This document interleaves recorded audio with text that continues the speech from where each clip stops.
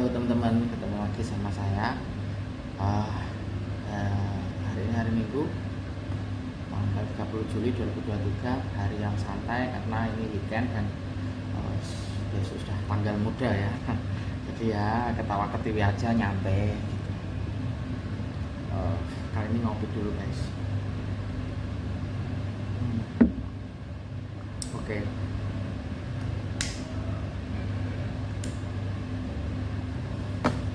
Jadi semalam habis diskusi sama temen gitu mengenai kajian sastra gitu ya.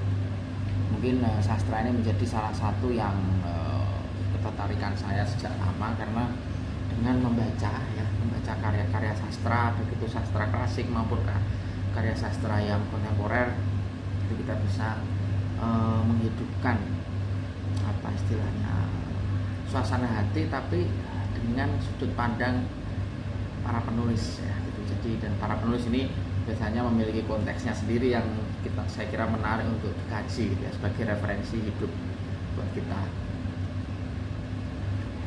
Nah, namun dalam mengkaji suatu karya sastra itu dibutuhkan suatu pendalaman yang metodologis ya.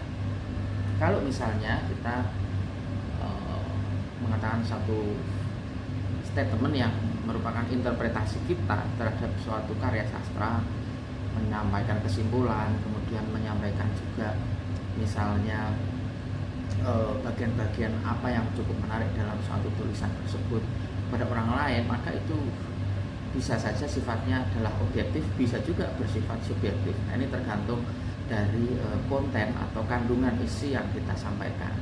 Saya ingin membedah mengenai pandangan saya ya mengenai interpretasi itu. Sebenarnya bukan hanya pada karya sastra, tapi pada karya-karya non sastra atau non fiksi gitu, termasuk karya ilmiah ya. Jadi kita akan coba ulas hari ini. Oke. Saya mungkin awali dari sebuah pandangan ya, dari para pemikir kajian sastra dan kajian teks gitu ya dalam suatu tulisan. Jadi metode interpretasi itu biasa disebut sebagai hermeneutika. Apa itu hermeneutika? Hermeneutika ini satu kajian yang mendalami dan mengobservasi makna-makna yang tersembunyi di balik suatu kata, suatu kalimat, suatu karya sastra, suatu simpulan terhadap statement yang mendalam begitu ya.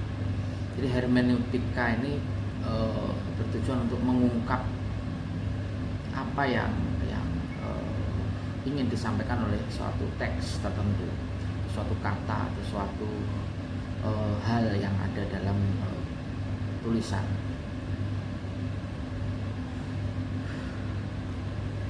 Nah, beberapa pemikir dalam bidang ini, misalnya Paul Ricoeur.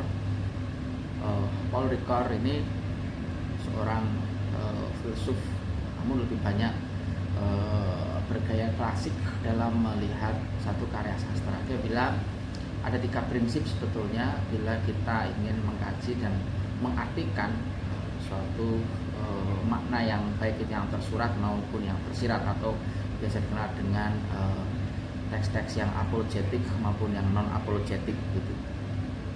Nah, teman-teman mungkin sering ya melihat karya sastra klasik, misalnya tulisan-tulisan dari Edgar Allan Poe, atau misalnya Sir Conan Doyle itu, kemudian ya banyak tulisan-tulisan lama yang saya kira menarik, atau misalnya sastra karya dari Voltaire gitu ya, yang cukup unik ya saya kira. Ini sebetulnya ada 3 prinsip kalau menurut Paul Ricoeur ini. Yang pertama adalah kita identifikasi dulu karakteristiknya. Jadi karakteristik dari kata itu apa, kalimat itu apa, yang kemudian secara objektif dulu ya, terlepas dari aspek subjektivistik suatu kata maupun kalimat yang diutarakan oleh penulisnya, tetapi ada semacam karakteristik gitu ya dari suatu tulisan. Nah, ini prinsip pertama.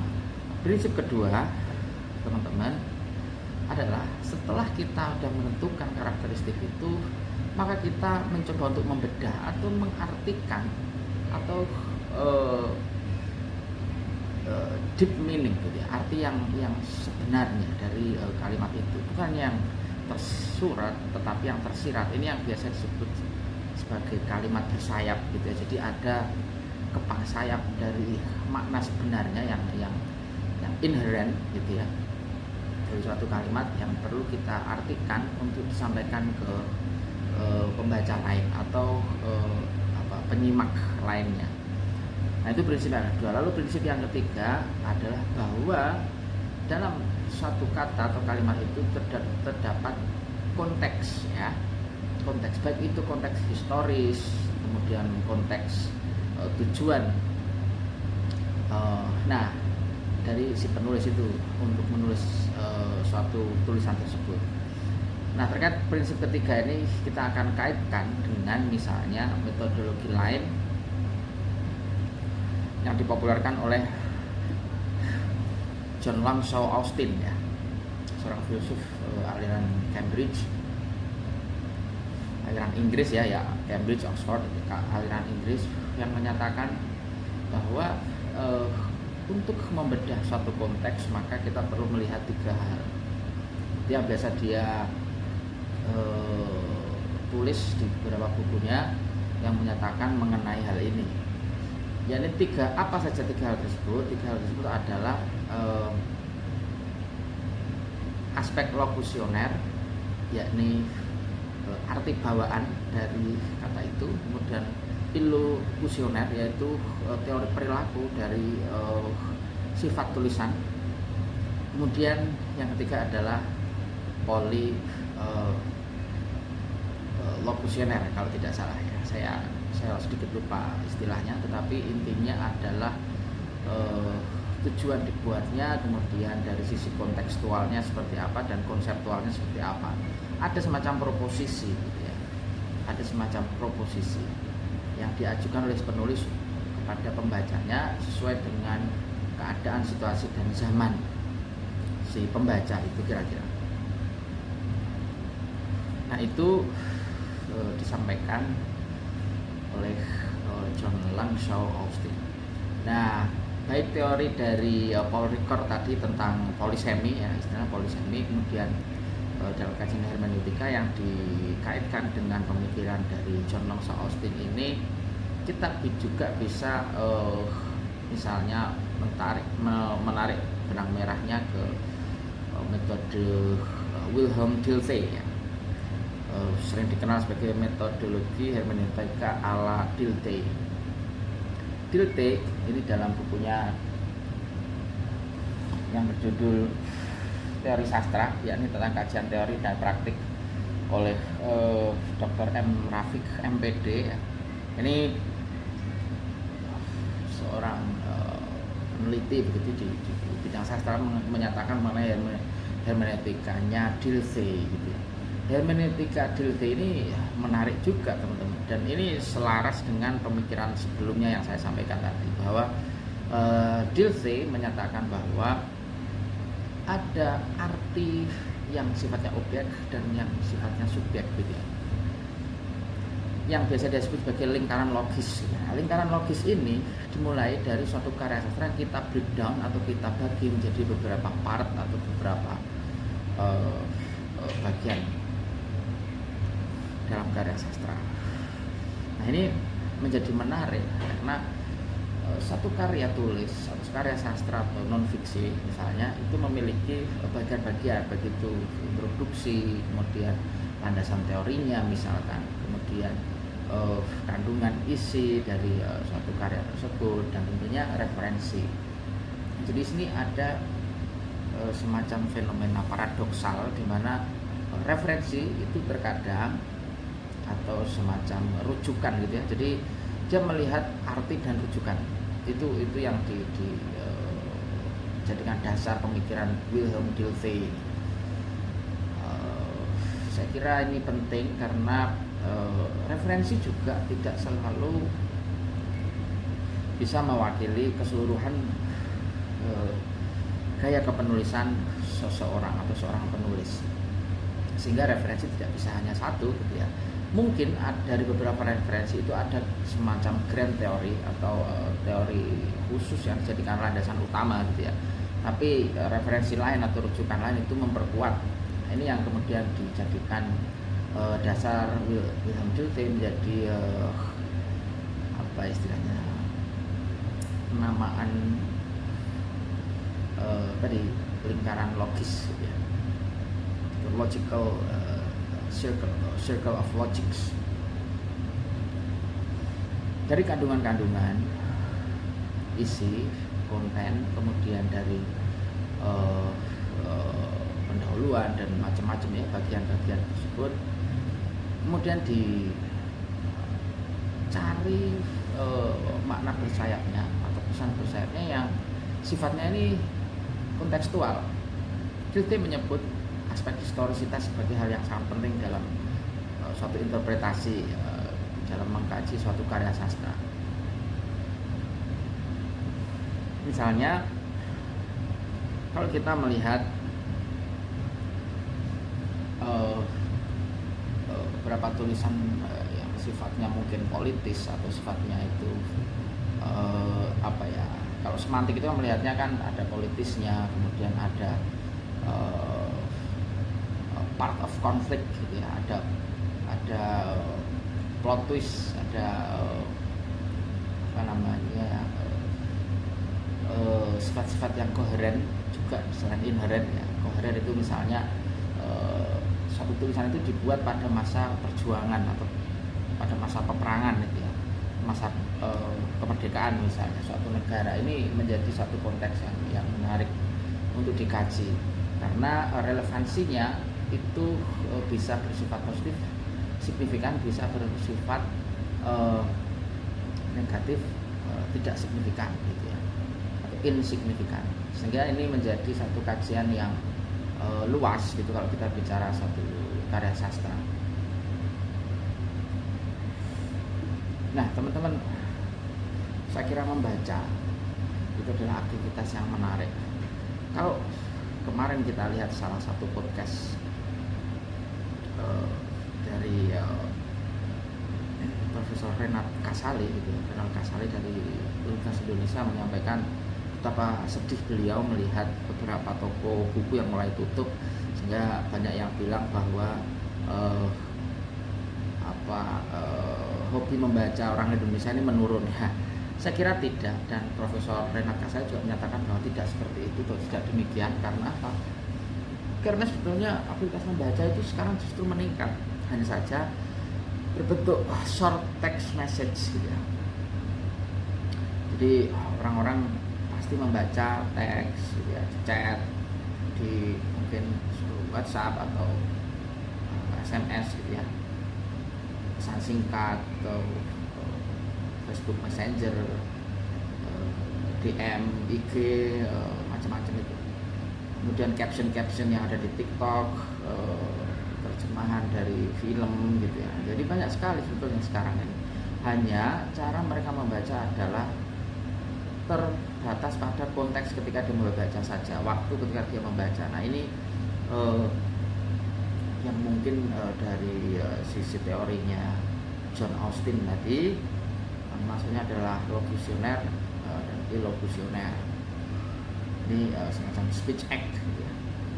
Jadi definisi dari suatu kata atau kalimat, kemudian teori perilaku atau semacam perilaku yang kemudian muncul dari kalimat itu, dan tujuan dibuatnya kalimat itu. Itu kira-kira poin penting dari pemikiran John Longshore Austin.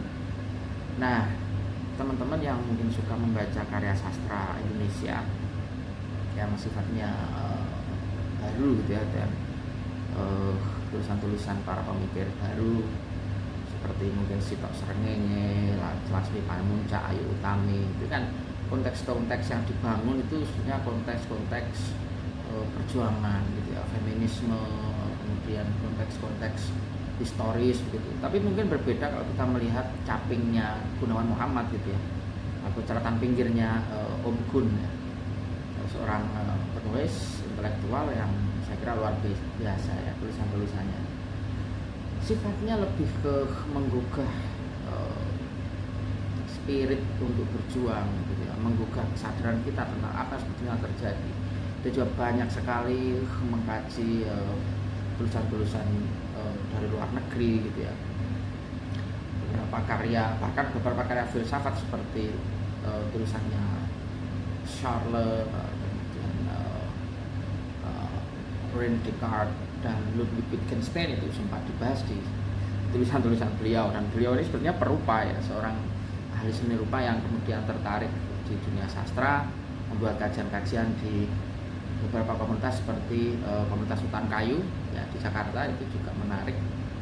Dan saya kira ini menjadi bahan kajian banyak mahasiswa sastra juga gitu ya.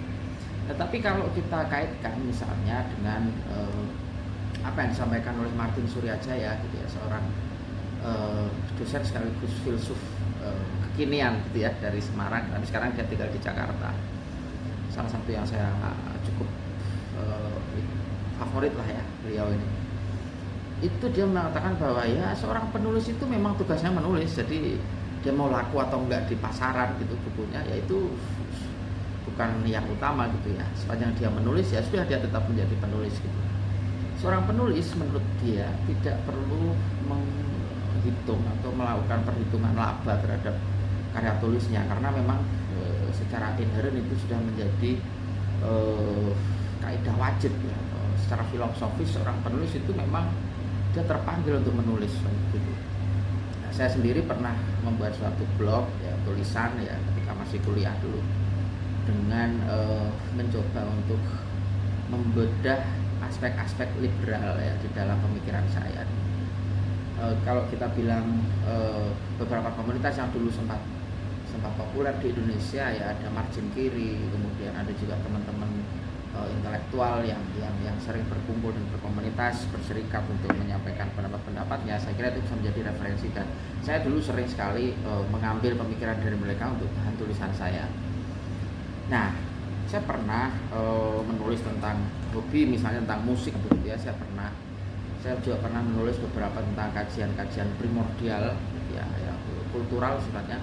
Tapi pernah juga saya misalnya menulis mengenai hal-hal yang sifatnya adalah pribadi gitu ya. Saya menulis di blog saya itu, kemudian saya tidak peduli dibaca atau enggak ya, saya menulis saja. Dan saya juga pernah menulis sebuah cerpen gitu ya, karya sastra sederhana yang mungkin sifatnya entertainment aja, menghibur gitu. Nah, apa kemudian yang saya rasakan di situ? Inilah yang menarik.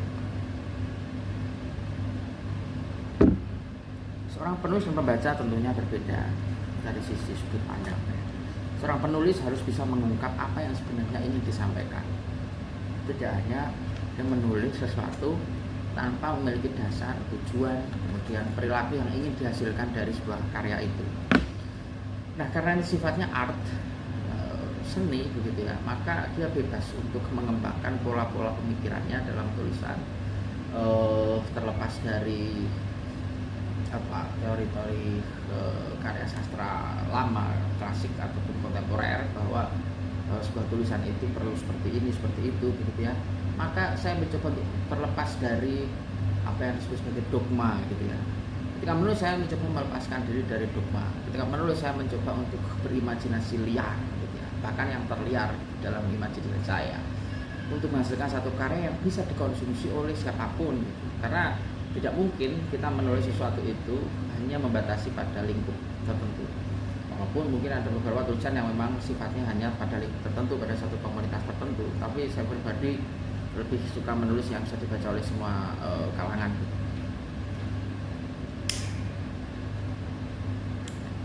Nah, apakah tulisan itu nanti diterima atau tidak oleh orang yang membaca, maka itu sudah bukan urusan saya gitu ya.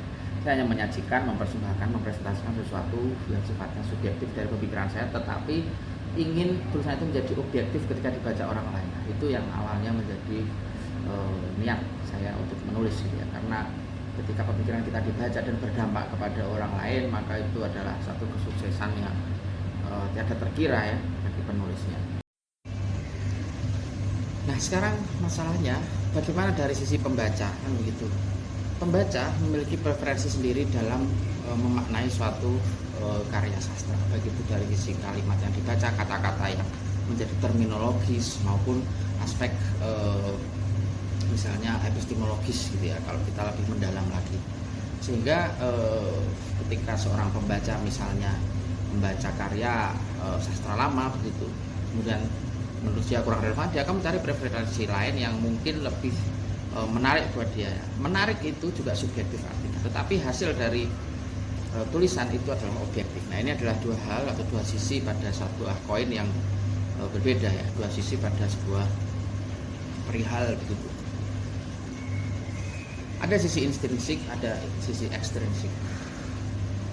Ini yang saya kira perlu dipahami, bahwa seorang pembaca membaca sesuatu itu pasti akan melihat sisi ketertarikan terhadap tulisan itu, relevansi dan juga aspek-aspek intrinsik seperti aspek historis, aspek misalnya konteks dan lain sebagainya gitu ya.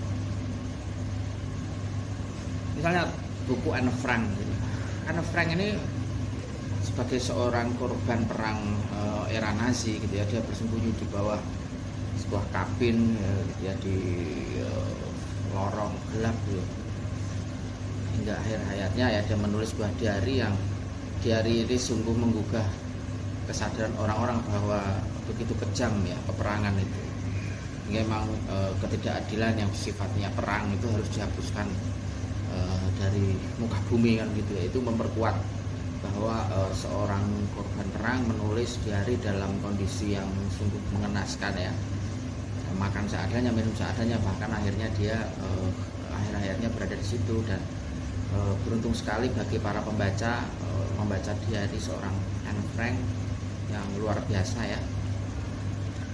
Di situ kita melihat dari sisi aspek psikologis penulisnya, dan itu yang kemudian membawa nalar dan moral kepada kita pembaca untuk memahami betul bahwa apa sebetulnya arti peperangan, apa sebetulnya arti sakit, bagaimana kita memaknai penderitaan itu dari korban perang itu sendiri.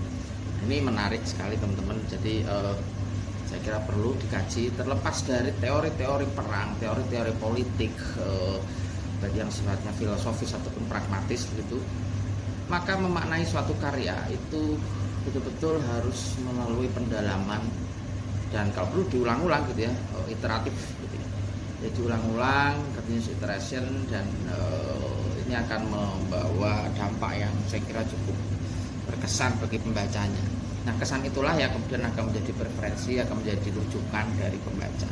Jadi dari arti, rujukan dan juga konteks serta aspek-aspek intrinsik akan membentuk suatu sifat, karakter dan perilaku yang mungkin akan membawa pembacanya ke sudut pandang lain yang tentunya akan mempengaruhi dia gitu ya.